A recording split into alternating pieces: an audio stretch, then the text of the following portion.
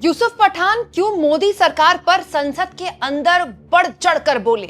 ऐसे बोले कि उनको अचानक बीच में दूसरे सांसद ने क्यों रोका? क्यों यूसुफ पठान सरकार के खिलाफ आवाज उठाते उठाते लिटरली संसद के अंदर कांपने लगे? दोस्तों, यूसुफ पठान एक ऐसा नाम बन गए हैं जो उन 20 सांसदों में से हैं जिन्होंने टीएमसी का दामन छोड़कर एनसीपीआई नाम की एक ऐसी पार्टी का दामन थाम लिया है और दामन थाम के एनडीए को समर्थन दे दिया है जो आज से पहले, मतलब कल से पहले खबरों में तक नहीं थी। शायद उस पार्टी से जुड़े लोगों के अलावा किसी को पता भी नहीं था कि ऐसी कोई पार्टी एग्जिस्ट करती है।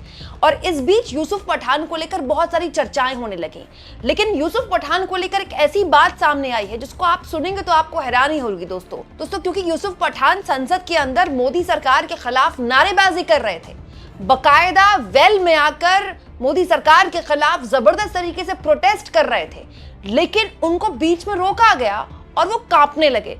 दरअसल दोस्तों, आप जानते हैं एनसीपीआई के साथ विलय के बाद टीएमसी के जो बागी सांसद हैं उनके ऊपर तमाम तरह की बातें उठ रही हैं। इस वीडियो में आगे मैं ये भी बताऊंगी कि इनके चेहरे की हवाइयां, जो सारे के सारे हैं, इनके चेहरे की हवाइयां क्यों उड़ी हुई हैं। दोस्तों, इस बीच एक बड़ी इंटरेस्टिंग बात बताई गई है। आगा सैयद मेहंदी एक सांसद हैं। ये सांसद हैं दोस्तों जेकेएनसी में जम्मू कश्मीर नेशनल कॉन्फ्रेंस, मतलब उमर अब्दुल्ला वाली पार्टी। तो इनकी तरफ से एक दावा किया गया है। सांसद मेहंदी कहते हैं कि जब पिछला सेशन हुआ था पार्लियामेंट का, उसमें एक बड़ी हैरान करने वाली तस्वीर देखने को मिली थी जब यूसुफ पठान सरकार के खिलाफ बढ़ चढ़कर नारेबाजी कर रहे थे, खूब प्रोटेस्ट कर रहे थे, तभी अचानक उनको किसी ने रोक दिया और वो कांपने लगे। क्या बोल रहे हैं सांसद मेहंदी, सुनिए। वो कह रहे हैं, संसद के पिछले शीतकालीन सत्र के दौरान पूरा विपक्ष सदन में एसआईआर और दूसरे मुद्दों पर विरोध कर रहा था। हमेशा की तरह टीएमसी के सांसद सदन के बीचों बीच वेल में आकर निडरता से विरोध कर रहे थे। मैं भी वही था और मैंने एक प्रमुख मुस्लिम सांसद जो टीएमसी से नहीं थे उनको यूसुफ पठान पर चिल्लाते और उन्हें विरोध से हटने के लिए कहते हुए सुना। यूसुफ सच में विरोध से हट गए और अपनी सीट पर वापस आ गए। मैंने यूसुफ के चेहरे पर बदलाव देखा, वे लगभग कांप रहे थे। उस सांसद के जाने के बाद मैं यूसुफ के पास गया और पूछा क्या हुआ, वे डरे हुए क्यों लग रहे हैं। यूसुफ ने बताया कि उस व्यक्ति ने उनसे कहा है कि उन्हें बीजेपी के खिलाफ विरोध नहीं करना चाहिए। तुम्हें क्या हो गया, तुम बीजेपी के खिलाफ विरोध क्यों कर रहे हो, खुद को दुश्मन क्यों बना रहे हो, वे गुजरात में तुम्हारा घर बुलडोजर से गिरा देंगे।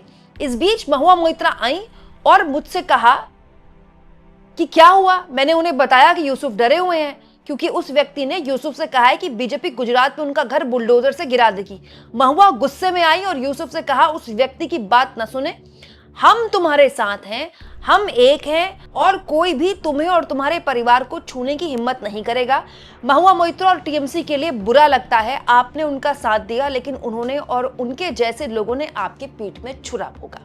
और आसान भाषा में आपको समझाती हूँ, जो नेशनल कॉन्फ्रेंस के सांसद हैं वो ये कह रहे हैं कि यूसुफ पठान बाकी टीएमसी के सांसदों की तरह एसआईआर के मुद्दे पर वेल में आकर चुनाव आयोग और सरकार का विरोध कर रहे थे, प्रोटेस्ट कर रहे थे, जैसे कि टीएमसी के सांसद करते हैं। तभी एक सांसद जो कि मुस्लिम है, टीएमसी से नहीं है, बीजेपी के तो नहीं होंगे क्योंकि लोकसभा में बीजेपी सांसदों को भेजते, मतलब मुस्लिम सांसदों को टिकट ही नहीं देती, वो उनके पास आए और उनसे कहा कि अरे आप ये क्या कर रहे हो, बीजेपी के खिलाफ प्रोटेस्ट कर रहे हो, आपका तो घर गिरा देंगे बुलडोजर से। तो वो डर गए यूसुफ पठान और वापस चले गए, वो कांपने लगे डर के मारे। महुआ मोइत्रा ने कहा बिल्कुल मत डरिए, हम आपके साथ खड़े हैं। दरअसल ये जो पूरा वाक्य है दोस्तों, इस पर महुआ मोइत्रा ने भी बयान दिया है। देखिए, महुआ मोइत्रा कह रही है, जी हाँ, असदुद्दीन ओवैसी ने यूसुफ पठान को वार्न किया था, चेतावनी दी थी, वो ओवैसी थे। महुआ मोइत्रा के हिसाब से वो ओवैसी थे जिन्होंने यूसुफ पठान को प्रोटेस्ट करने से रोका और कहा कि बीजेपी के खिलाफ आवाज मत उठाओ, तुम्हारा घर बुलडोजर से गिरा देगी। और फिर महुआ मोइत्रा कहती हैं, कितनी शर्म की बात है, गद्दार के पास ना तो हिम्मत है, ना ही स्पाइन है, मतलब ना रीढ़ की हड्डी है, इससे तो अच्छा यूसुफ पठान कमेंट्री करते। व्हाट अ स्कैर्ड फट्टू, मतलब कितना डरपोक फट्टू है। ये महुआ मोइत्रा पठान के लिए बोल रहे हैं कि इससे तो अच्छा क्रिकेट की कमेंट्री करते, क्यों आए सांसद बनने के लिए। अब इसमें 2-3 बातें हैं दोस्तों। बात यह है कि यूसुफ पठान क्या वाकई डर गए, जो कि टीएमसी के सांसद नहीं कह रहे, एक तीसरी पार्टी के सांसद कह रहे, डर गए तो फिर पॉलिटिक्स में क्यों आए थे भाई। पॉलिटिक्स में तो आपको तमाम तरह के चीजें झेलनी पड़ती हैं, आपको तमाम तरह के एफआईआर झेलने पड़ते हैं। ये कोई मतलब क्रिकेट की कमेंट्री है कि आए और 4-5 साल का करार किया और 4-5 साल के करार में चैनल वालों के साथ किसी भी शो में बैठ गए, कमेंट्री कर दी, एनालिसिस कर दिया, घर चले गए। भाई पॉलिटिक्स कोई ऑक्यूपेशन नहीं है, वो समाज सेवा का हिस्सा है। वो अलग बात है कि लोगों ने उसको धंधा बना दिया, लेकिन वो बेसिकली वो समाज सेवा होती है। आप जनता के लिए, जनता से और जनता के होते हैं। तो फिर यूसुफ पठान इतने डरपोक हैं, और इतने डरपोक है तो विपक्ष की राजनीति करने क्यों उतरे? दूसरा, ओवैसी पर एक गंभीर सवाल है। ये वही ओवैसी है जो खुलकर बोलते हैं कि वो बीजेपी के खिलाफ इकलौती तगड़ी आवाज है। संसद में जब भी माइक मिलता है, जो कि काफी मिलता है, ओवैसी को पता नहीं कैसे मिल जाता है, विपक्ष के लोगों को मिलता नहीं, लेकिन उनको मिल जाता है। वो खूब फायर ब्रांड बोलते हैं बीजेपी के खिलाफ, सरकार के खिलाफ। तो फिर ओवैसी पर बड़ा गंभीर सवाल है। ओवैसी को क्लैरिटी देनी चाहिए इस मामले में कि भाई उन पर यह आरोप लगाई जा रही तीसरी पार्टी द्वारा कि ओवैसी ने खड़े होकर यूसुफ पठान से कहा कि डरो बीजेपी से, तुम्हारा घर गिर जाएगा। और तीसरी और सबसे इंपॉर्टेंट बात दोस्तों, ममता बनर्जी पर भी, मतलब उनको भी बैठकर अब सोचना चाहिए कि उन्होंने कैसे कैसों को टिकट दिया। एक वो है सायोनी घोष, चड्डा की चड्डी वाली, 2 महीने पहले बोल रही थी मैं चड्डा की चड्डी की तरह थोड़ी हूँ कि पलट जाऊंगी, बीजेपी में शामिल हो जाऊंगी। सायोनी घोष एक एक्ट्रेस थी, उनको टीएमसी में शामिल करवाया, टीएमसी के बड़े पदों में उनको, उनके बाद चुनाव लड़वाया, फिर वो हार गई पहला चुनाव, फिर दोबारा उनको सांसद बनाया, लोकसभा का चुनाव लड़वाया, फिर दूसरी बार वो जीत गई। मतलब कैसे कैसों पर आपने भरोसा किया। एक वो एक्टर हैं, एक क्रिकेटर हैं। हालांकि जो पलटे हैं सारे के सारे वो तो सब खांटी राजनीतिज्ञ हैं, वो पलट गए। लेकिन ये अपने आप में जीता जागता प्रमाण है दोस्तों कि संसद में क्या होता है। मतलब संसद में प्रोटेस्ट के पीछे जो तस्वीरें हमको नहीं बताई जाती हैं, ये होता है क्या उसमें। मैं तो कहती हूँ सबसे पहले इस पे ओवैसी को जवाब देना चाहिए और यूसुफ पठान को भी जवाब देना चाहिए कि क्या ऐसा हुआ था। अब आ जाते हैं चेहरे उतरने वाली पूरी तस्वीर पर। जरा गौर से इन तस्वीरों को देखिए दोस्तों। तो ये जो तस्वीरें आप देख रहे हैं, ये टीएमसी के रिबेल्स की हैं, टीएमसी के बागी सांसदों की हैं। एक चीज आपने नोटिस करी, किसी की एक के चेहरे पे मुस्कुराहट नहीं है। अरे आप इतने खुश हैं, आप आखिरकार आपको ममता बनर्जी और अभिषेक बनर्जी से छुटकारा मिल गया, जो कि तभी आप इतने ललायत हैं। और आप एनसीपीआई, एक ऐसी पार्टी जिसका लोगों ने नाम भी नहीं सुना था, उसके सदस्य बनने को तैयार हो गए। और अब आप एनडीए का हिस्सा बनके देश को प्रगति देकर मोदी जी को सपोर्ट कर रहे हैं। इतने खुश हैं आप, तो आपके चेहरे में खुशी क्यों नहीं दिखाई दे रही है? मैं तो कहती हूँ यूसुफ पठान के चेहरे पर मुस्कुराहट दिख जाती। सबसे ऊंचा मतलब तो कद है हाइट के हिसाब से, यहाँ पर यूसुफ पठान का दिखाई दे रहा है। किसी के भी चेहरे में मुस्कुराहट नहीं। कोई इधर देख रहा है, कोई उधर देख रहा है, कोई नीचे देख रहा है, कोई ऊपर देख रहा है। क्यों भाई, कैमरे पे देखकर मुस्कुराया नहीं जा रहा है क्या?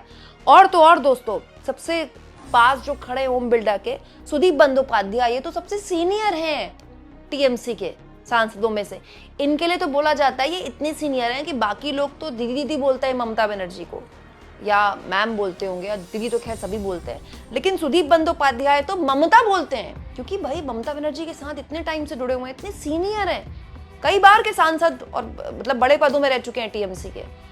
उनके चेहरे तक मुस्कुराहट नहीं है, सोचिए।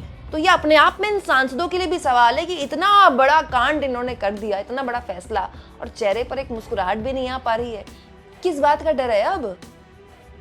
अच्छा, जहां तक यूसुफ पठान की बात है, अचानक से आज ही खबर आई तो मैं आपको बता दूं, यूसुफ पठान को लेकर एक मामला भी आया है। यूसुफ पठान ने गुजरात हाई कोर्ट से वक्त मांगा है। उनका एक प्लॉट का मामला फंसा हुआ है गुजरात में। बहुत सारे लोग ये भी कह रहे हैं कि अब तो कोई टेंशन वाली बात ही नहीं है, सोशल मीडिया में मौज ले रहे हैं लोग, यूसुफ पठान को अब क्या टेंशन लेने की बात है, अब तो कोई प्लॉट का मामला फंसेगा नहीं। कि कोई प्लॉट के मामले में फंसा है, कोई ईडी के मामले में फंसा है, ये तमाम तरह की जो बातें हैं ना, ये बिल्कुल मुझे निराधार लगती हैं।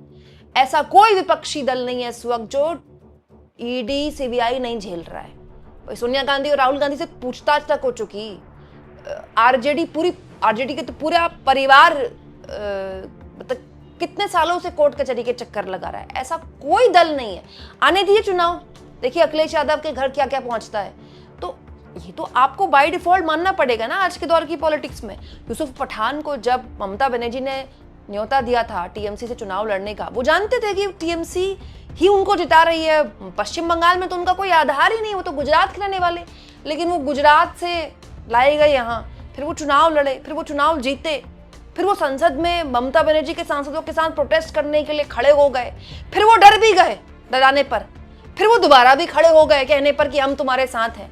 आप सोचिए इन सांसदों की, मतलब क्या इनका जमीर है, क्या इनका आत्मसम्मान है। एक्चुअली में इन सांसदों ने तो उस वक्त ही पिछले सत्र में ही दिखा दिया अपनी पार्टी को कि कितने कमजोर हैं, जो एक सांसद के कहने से कि भाई तुम्हारा घर गिरा देगी बीजेपी, तुम्हारा घर बुलडोजर से गिरा देगी, कांप सकते हैं।